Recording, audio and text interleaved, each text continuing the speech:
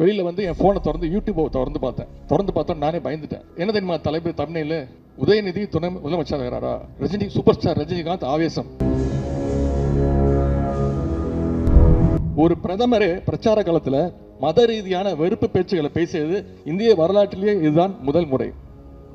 ராஜஸ்தான் மாநிலம் பன்ஸ்வாரா தொகுதி பிரச்சாரத்தில் இஸ்லாமியர்களை குறி வச்சு தாக்கி பேசினார் திரு மோடி அவர்கள். அந்த தொகுதியில் பாஜக வேட்பாளர் படுதோல்வி அடைஞ்சார். பலம், ஃபேக் நியூஸ் ஃபேக்டரி என எல்லாவற்றையும் தமிழ்நாட்டில் பயன்படுத்தி பார்த்தாங்க. தமிழ்நாட்டில் புயலே அடித்தாலும் வெள்ளமே வந்தாலும் எட்டி பார்க்காத திரு மோடி அவர்கள் தேர்தல் அறிவிச்ச உடனே அந்த 2-3 மாசத்துல மட்டும் 8 முறை தமிழ்நாட்டுக்கு மீண்டும் மீண்டும் வந்தார். மோடி மட்டும் தனியா வரல, பாஜகவுடைய அனைத்து தேசிய தலைவர்கள், ஒன்றிய அமைச்சர்கள், எதிராளிகளுடைய வீழ்ச்சியையும் தோழமை கட்சியுடைய வெற்றியையும் உறுதி செய்யும் வகையில் நம்முடைய முதலமைச்சர் அவர்கள் இப்படி இடங்களை ஒதுக்கி கொடுத்தாங்க. இதுதான் நம்முடைய முதலமைச்சருடைய தேர்தல் வியூகம், சாதுரியம். குறைந்த விலை, நிறைந்த தரம், தங்கள் தேவைகள் அனைத்தும் ஒரே இடத்தில். ஜெயச்சந்திரன்.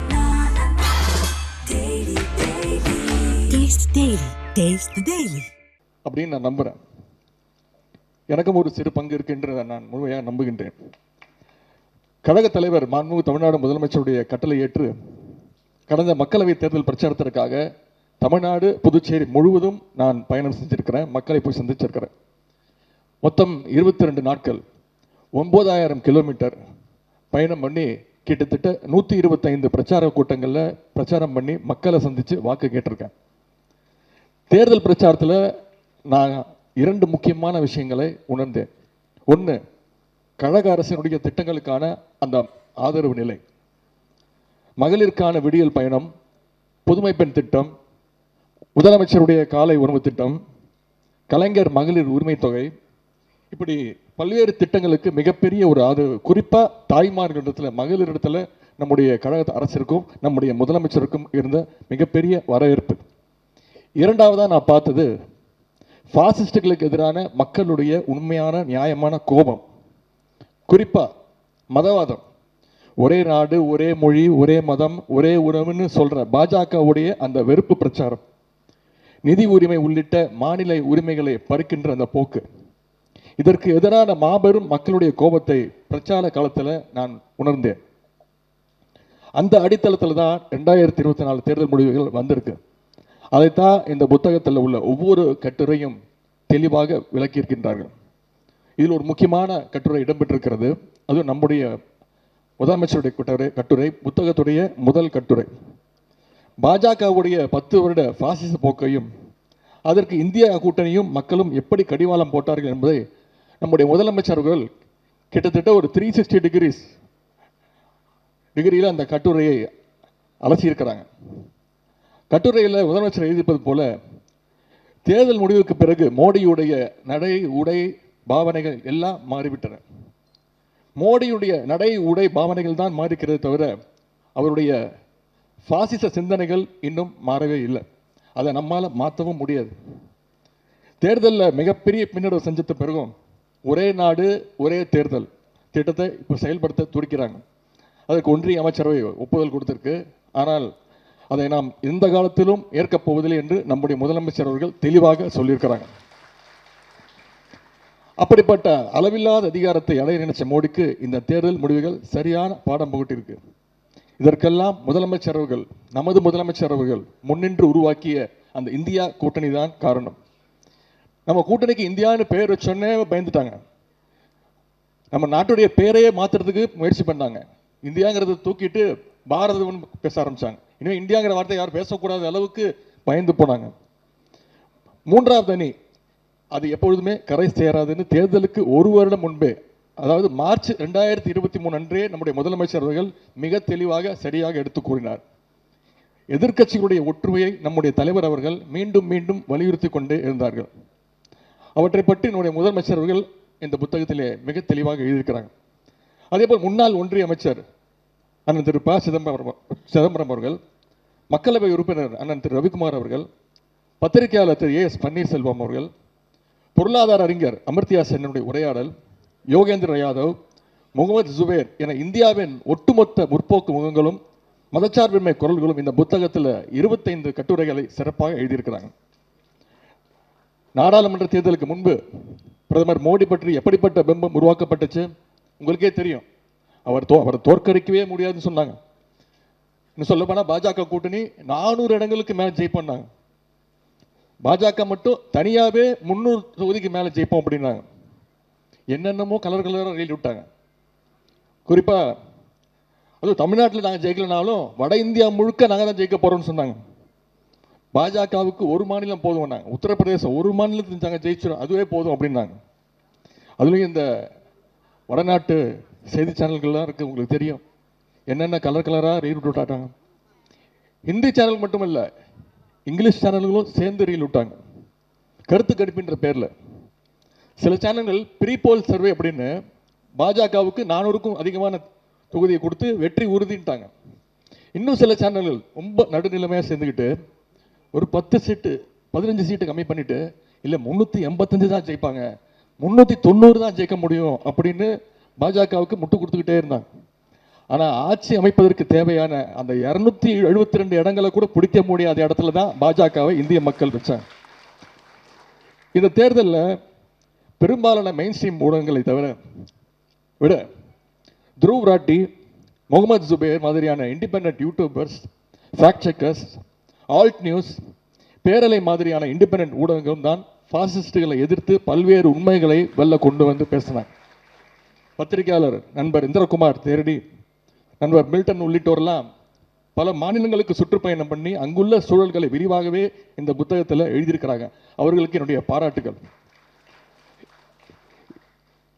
யூடியூபர்ஸ், பத்திரிகை நண்பர்கள் எப்படி பொறுப்பாக செயல்படணும், அவர்களுடைய வார்த்தைகள், அவங்களுடைய நிகழ்ச்சிகள் எவ்வளோ பொறுப்பாக இருக்கணும் அப்படிங்கிறதுக்கு நண்பர் இந்திரகுமார் தேரடி அவர்களும் மில்டன் அவர்களும் ஒரு சிறந்த, இப்போது வருகின்ற இளைஞர்களுக்கு ஒரு சிறந்த எடுத்துக்காட்டாக இருக்கின்றாங்க. இன்று காலை ஒரு நிகழ்ச்சியை முடிச்சுட்டு, ஒரு ஆய்வுக் கூட்டத்தை முடிச்சுட்டு வெளியில் வந்து என் ஃபோனை திறந்து யூடியூப்பை திறந்து பார்த்தேன். நானே பயந்துட்டேன். என்ன தெரியுமா தலைப்பு தமிழில்? உதயநிதி துணை முதலமைச்சர் ஆகிறாரா, ரஜினி சூப்பர் ஸ்டார் ரஜினிகாந்த் ஆவேசம். நான் பயந்துட்டேன். சரி, நான் இன்னும் துணை முதலமைச்சராக அறிவிப்பே வரல, அதற்கான முழு உரிமையும் முதலமைச்சர் கிட்ட தான் இருக்கு. இது முதலமைச்சர் தான் கேட்கணும், அவர்கிட்ட கேட்காது. அவர்கிட்டையும் கேட்டுட்டு இருக்கீங்க. ஆனா யாரெல்லாம் மைக்கு ரோட்ல போற வரவங்கிட்ட மைக்கு நீட்டி உதயநிதி துணை முதலமைச்சர் உங்க ஒப்பீனியன் என்ன, உங்க ஒப்பீனியன் என்ன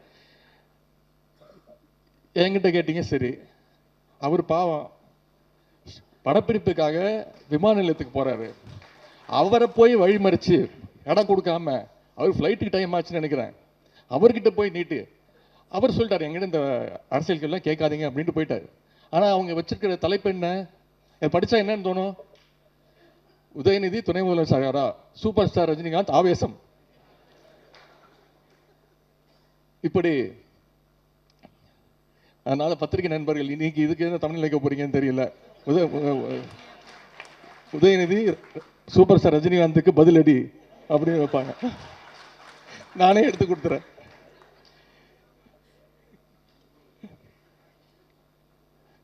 ஒரு மிஸ்டு கால் கொடுத்தாலே பாஜக சேரலாம் அப்படின்னு விளம்பரம்லாம் பண்ணாங்க. ஆனால் பாசிஸ்டுகள் கடைசியில் தங்களுடைய சொந்த காலில் நிற்க முடியாமல் இன்னைக்கு சந்திரபாபு நாயுடு காலையும் நிதிஷ்குமாருடைய காலையும் பிடிச்சிக்கிட்டு ஆட்சியை நடத்திக்கிட்டு இருக்கிறாங்க. இந்த புத்தகத்தில் பத்திரிகையாளர் திரு ஏஎஸ் பன்னீர்செல்வம் அவர்கள் ஒரு மிக மிக முக்கியமான ஒரு கட்டுரை எழுதியிருக்கிறாங்க. அதாவது பாஜகவோடு கூட்டணி வச்சு ஆதரிச்சு பல்வேறு கட்சிகளுடைய நிலைமை இன்னைக்கு என்னென்ன ஆயிருக்கு அப்படின்னு திறனாய்வு செஞ்சிருக்கிறார். மகாராஷ்டிராவில் சிவசேனா காணப்போச்சு, காஷ்மீரில் மக்கள் மாநாட்டு கட்சி எங்க இருக்குன்னே தெரியல, ஒடிசாவில் பிஜு ஜனதாதளம், இப்படி பல்வேறு கட்சிகளை பாஜக காலி பண்ணியிருக்கு. ஆனா அந்த பாஜக காலி பண்ண லிஸ்ட்ல முதல் இடம் நிக்கிற கட்சி எதுன்னு உங்களுக்கு தெரியுமா?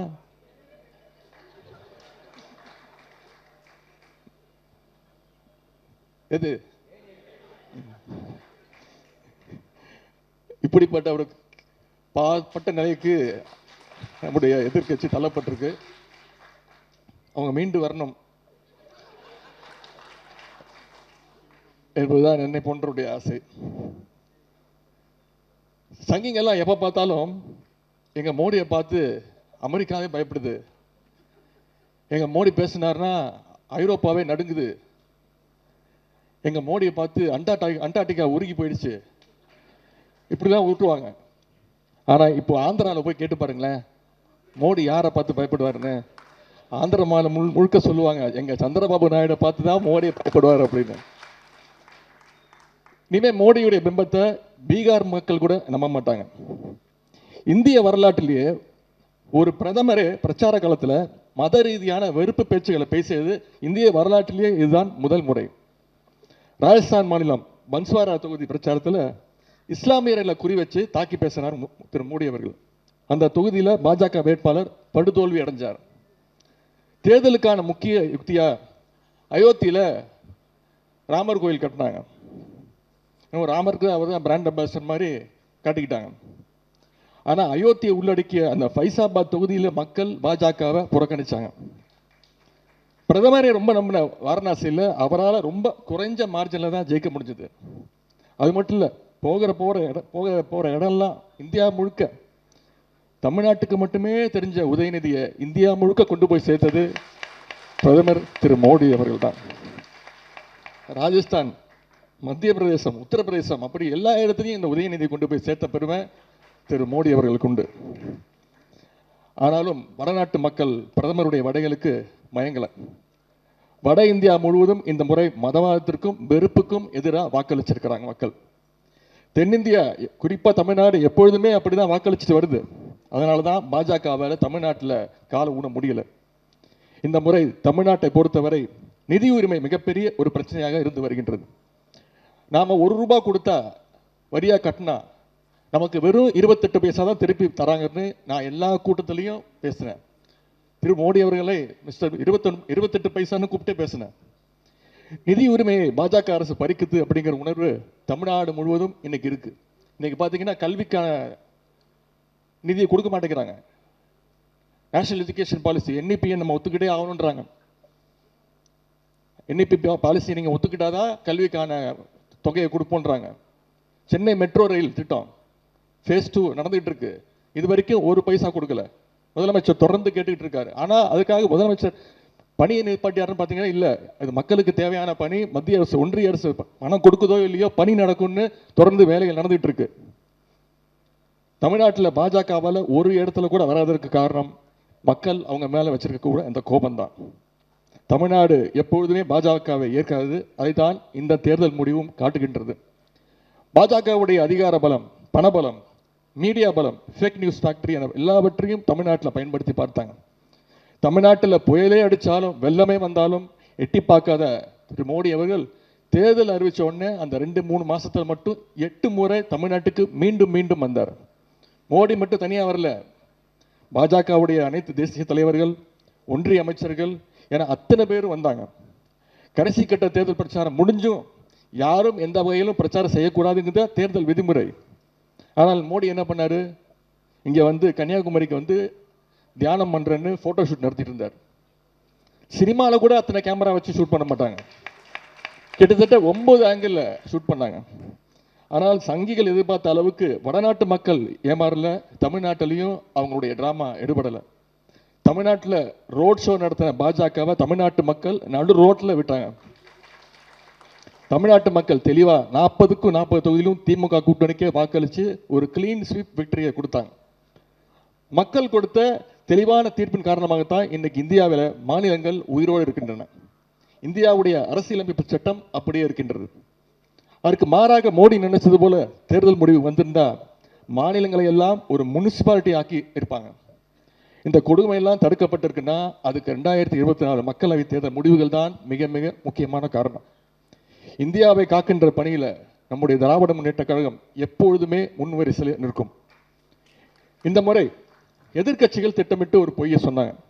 அதாவது திமுகவுக்கு போன தேர்தலை விட வாக்கு சதவீதம் குறைஞ்சு போச்சு அப்படின்ற ஒரு பிம்பத்தை கட்டினாங்க.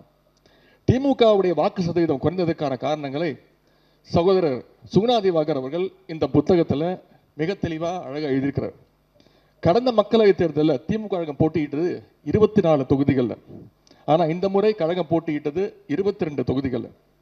அது மட்டுமல்ல, வெற்றி வாய்ப்பு அதிகமுள்ள தொகுதிகளை கூட்டணிக்கு கொடுத்துட்டு எங்கே சவாலாக இருக்குமோ, எங்கே நாம் போட்டி போட்டால் தான் வெற்றி பெற முடியும் அப்படின்றத அறிஞ்சு கஷ்டமான இடங்களில் நம்ம போட்டி போடுவோம் அப்படின்னு நம்முடைய தலைவர், எங்களுடைய தலைவர் அவர்கள் சவாலான தொகுதிகளை கழகம் எடுத்துக்கொண்டது. எதிராளிகளுடைய வீழ்ச்சியையும் தோழமை கட்சியுடைய வெற்றியையும் உறுதி செய்யும் வகையில் நம்முடைய முதலமைச்சர் அவர்கள் இப்படி இடங்களை ஒதுக்கி கொடுத்தாங்க. இதுதான் நம்முடைய முதலமைச்சருடைய தேர்தல் வியூகம், சாதுரியம். இதையெல்லாம் கணக்கில் கொண்டுதான் திமுகவுடைய வாக்கு சதவீதத்தை நாம் அணுக வேண்டும். யார் என்ன சொன்னாலும் கழகத்துடைய வலிமை பெருகிக் கொண்டே போகிறது என்பதுதான் உண்மை. எங்கள் முதலமைச்சர் உருவாக்கியுள்ள கூட்டணி வெற்றி கூட்டணி. 2026 இந்த கூட்டணி மாபெரும் வெற்றியை பெறும். அதற்கு ஜனநாயக சக்திகளாகிய நீங்களும் துணை நிற்க வேண்டும் என்று கேட்டுக்கொள்கின்றேன். அதற்கு இப்பொழுதே நீங்கள்லாம் தயாராக வேண்டும்.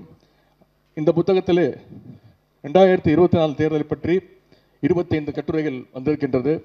2026 தேர்தலையும் வெற்றி பெற்று 50 கட்டுரைகள் சேர்ந்த ஒரு புத்தகத்தை நீங்கள் வெளியிட வேண்டும்.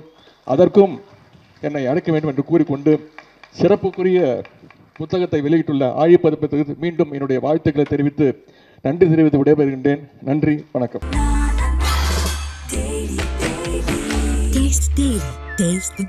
குறைந்த விலை நிறைந்த தரம், தங்கள் தேவைகள் அனைத்தும் ஒரே இடத்தில். ஜெயச்சந்திரன்.